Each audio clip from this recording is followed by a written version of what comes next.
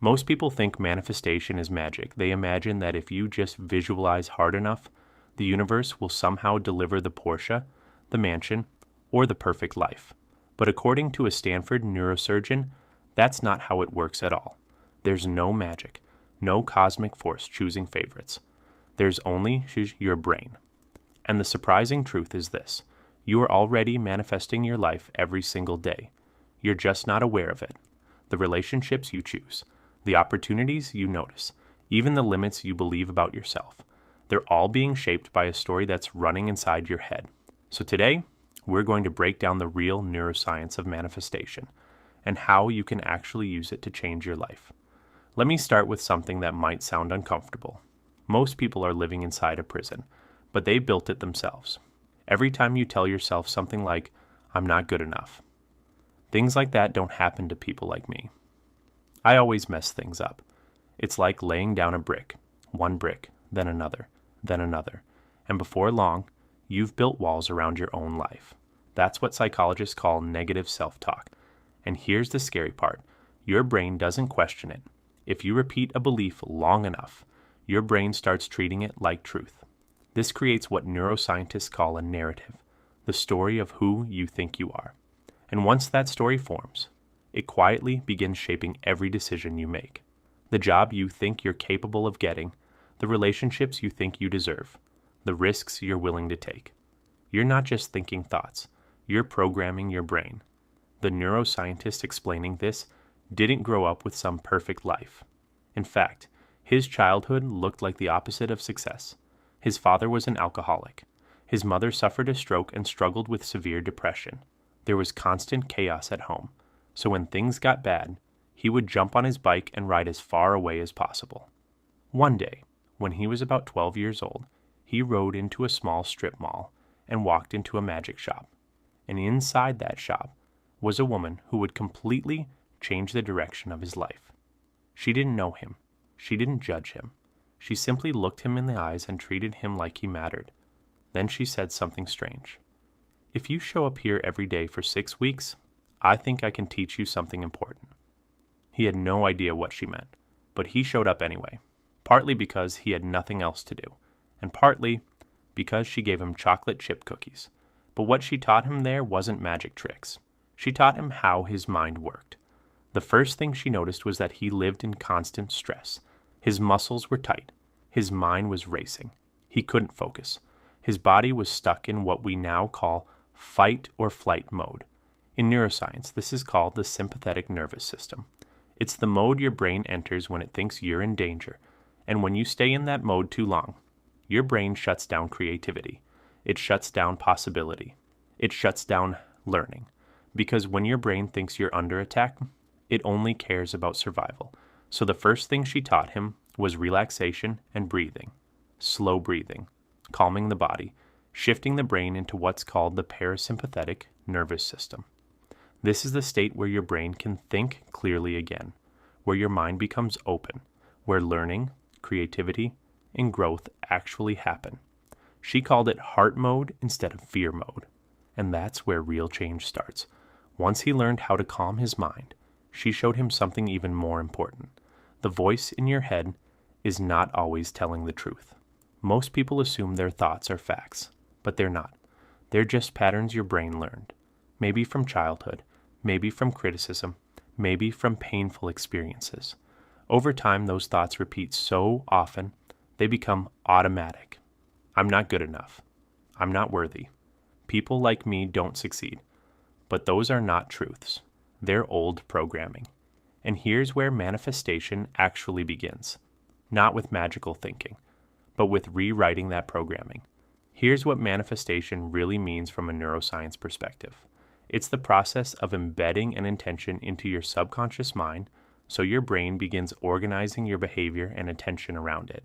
Your brain receives roughly 6 to 10 million pieces of information every second, but your conscious mind can only process about 50 to 100 of them. That means your brain has to filter almost everything out. So how does it decide what matters? Simple. Whatever your mind believes is important. And when you repeatedly focus on something, your brain marks it as important. Once that happens, 3 powerful brain systems activate. 1. the salience network. This determines what deserves your attention. 2. The attention network. This starts scanning the world for opportunities related to that focus. 3. The executive control network. This helps you act on those opportunities.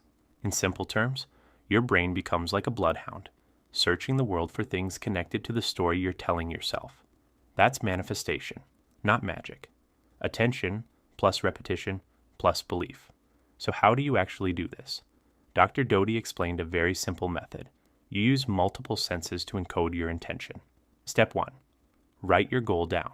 This creates a physical action. Step 2. Read it silently. Step 3. Read it out loud. Step 4. Close your eyes and vividly imagine it happening. Now repeat this process again and again. Every time you do this, you strengthen neural pathways in your brain. Neuroscientists call this, what fires together wires together. The more a thought repeats, the stronger the circuit becomes. Eventually, your brain starts treating that idea as reality. And once your brain believes something is real, it begins acting accordingly. But there's a huge mistake people make with manifestation. They focus on what they want instead of why they want it. For example, I want a Porsche. I want a Rolex. I want a huge house. The neuroscientist actually wrote those exact things on his list when he was 12. And amazingly, he achieved all of them. He became a Stanford neurosurgeon, a successful entrepreneur, a multimillionaire. He owned luxury cars, mansions, and businesses. From the outside, his life looked perfect. But inside, he was miserable because he was chasing validation, not purpose. The real turning point in his life came after losing millions of dollars during the tech crash. Suddenly, everything disappeared. The cars, the houses, the wealth, and for the first time, he had to ask himself a brutal question. If all of this disappears, who am I? That question forced him to rethink everything. Instead of chasing status, he began focusing on service, helping others, supporting medical programs, funding humanitarian projects, studying compassion and human connection. And ironically, that's when his life became truly meaningful, because humans aren't wired just for success. We're wired for connection. So what does a daily manifestation routine actually look like? According to the neuroscientist, it's surprisingly simple. Every morning, sit quietly. Take slow breaths through your nose. Hold for a few seconds. Then exhale slowly. Do this for about a minute. This calms your nervous system and shifts you into heart mode. Then reflect on gratitude.